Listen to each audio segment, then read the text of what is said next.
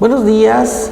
En marco al curso de Derecho Agrario, vamos a trabajar la clase número 9.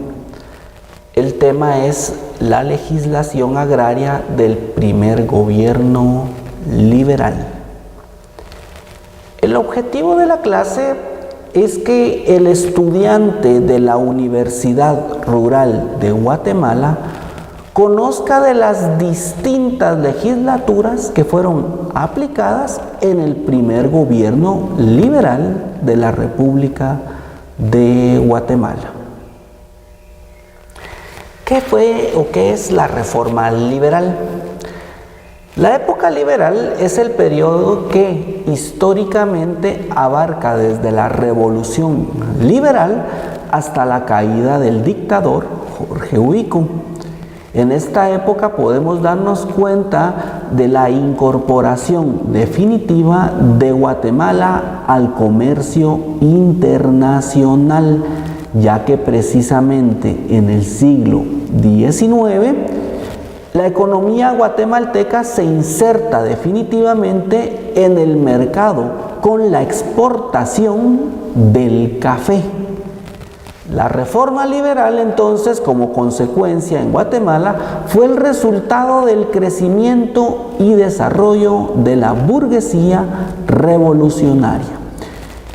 Es importante hacer referencia entonces de estos aspectos propios de la reforma liberal, puesto que el antecedente propio de la exportación del café llevaba o derivaba particularmente de otros ámbitos comerciales que en lo sucesivo del curso identificaremos, pero particularmente vemos cómo efectivamente en esta época existe, en este caso, ámbito de producción para exportación, siendo, como se ha identificado, este resultado propio de crecimiento y de desarrollo.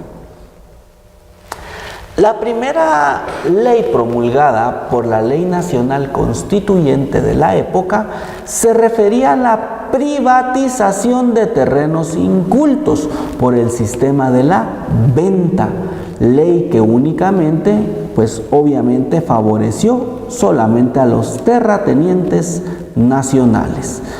De esa cuenta identificamos o se determina cómo en este caso era desproporcional la parcialización o identificación de áreas cultivables y como consecuente su repartición.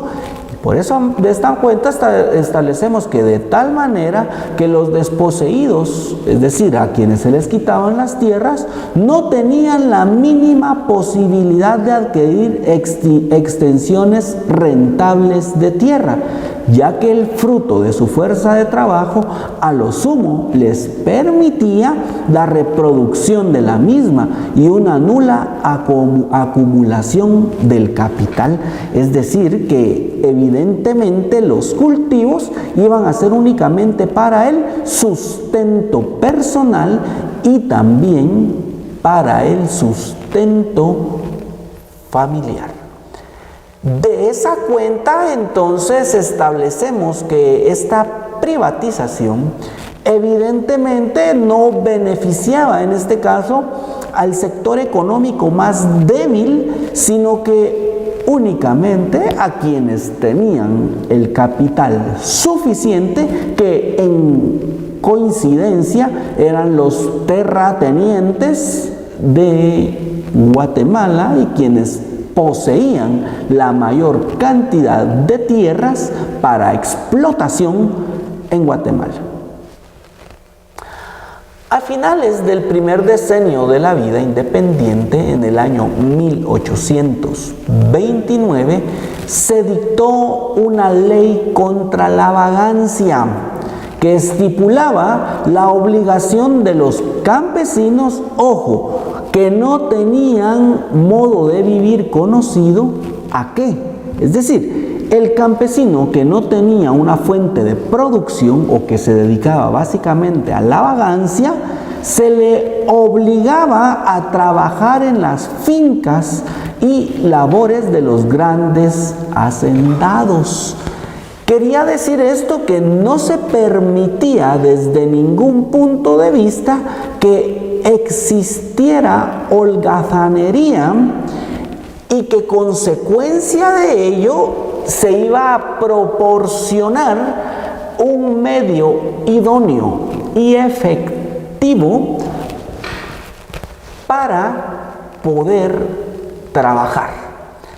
Esta ley evidentemente debería ser vinculante en cuanto al crecimiento y desarrollo personal, pero particularmente para el aumento de la producción agrícola. Podemos identificar, como se ha mencionado anteriormente, que una de las grandes producciones de Guatemala era la del café. Ley que posteriormente, en el año 1831, fue abolida y derogada, tomando en consideración que inician entonces aspectos que variaban en este caso variaban el derecho de la persona, particularmente en cuanto a la obligatoriedad del trabajo.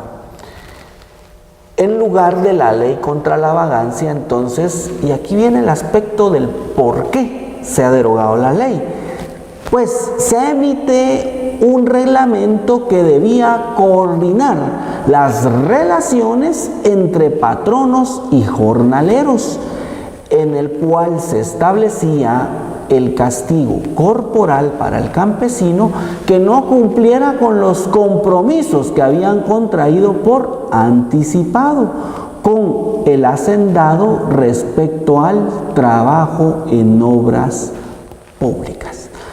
Estas relaciones, particularmente entre patronos y jornaleros, evidentemente no iban encaminadas en su totalidad a una garantía de derechos laborales, sino que se encaminaban al cumplimiento efectivo de las obligaciones del campesino.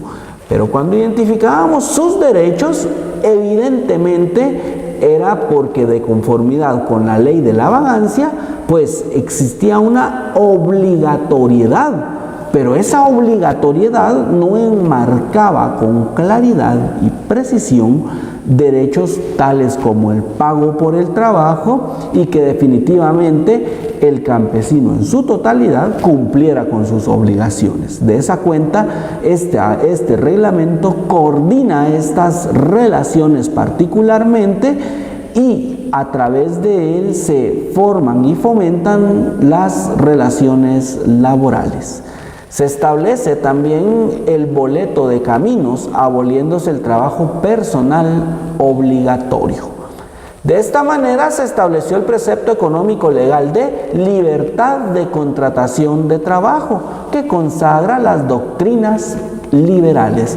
Esto quiere decir entonces que a partir de este reglamento se empieza a determinar o se limita totalmente la obligatoriedad de trabajar, pero también se limita en su totalidad la obligación al terrateniente de tener que contratar al que no trabajara, sino que se establecía una libertad de contratación bajo parámetros de permisibilidad en cuanto al cumplimiento de obligaciones. Una serie de sucesos hicieron crisis en los años 1840 y 1844 y motivaron la desintegración de la República Federal Centroamericana. En marzo de 1847, mediante decreto, se fundó la República de Guatemala bajo el sistema de gobierno unitario, iniciándose entonces el llamado régimen de los 30 años, que fue la consolidación del Partido Conservador en el gobierno y que modificó en parte el régimen político económico iniciado por el primer movimiento reformista posterior a la independencia. Los sucesos entonces más importantes de esta época en el desarrollo económico del país son el auge y la decadencia de la grana y la instalación de la producción cafetalera, siendo entonces como consecuencia la producción cafetalera la máxima forma de producción de bienes que generaban el ingreso y aumento del Producto Interno Bruto en Guatemala. Cuando identificábamos de que el café era el máximo exponente, debemos de identificar el cultivo de la cochinilla. La cochinilla por muchos años constituyó el factor de la riqueza nacional. Pero, ¿qué era la cochinilla o para qué servía la cochinilla?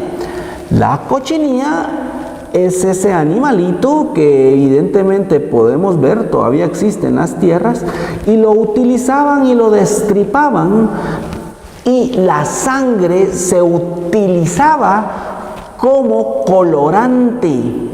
Sin embargo, en el surgimiento de los colorantes artificiales, en Europa se analizó el color y al analizar particularmente el color rojo de las Américas, particularmente nuestra región, identificaron de que el colorante se hacía de producto natural y era porque se veían las patitas de la cochinilla y de esa cuenta en Europa se creó el colorante artificial e inicia la demanda del añil.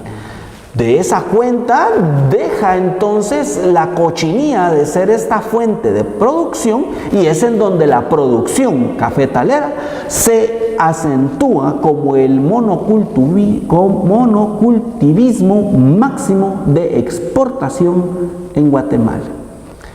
Las causas económicas de la reforma liberal de 1871, con la cual se inicia la transformación de las condiciones que se oponían al desarrollo del capitalismo, se suprimieron también los obstáculos al desarrollo agrícola, se multiplicó la propiedad privada de la tierra y se limitó los ejidos y tierras comunales, acentuando con ello la disociación del productor directo y sus tierras.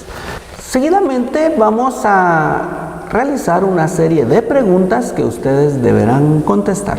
Pregunta número 1. ¿Qué época abarca la reforma liberal? Pregunta número 2. ¿En qué consistía la ley contra la vagancia? Pregunta número 3. ¿Cuál fue el cultivo que durante años constituyó el principal factor de la riqueza nacional? Muchas gracias por su atención. Buen día.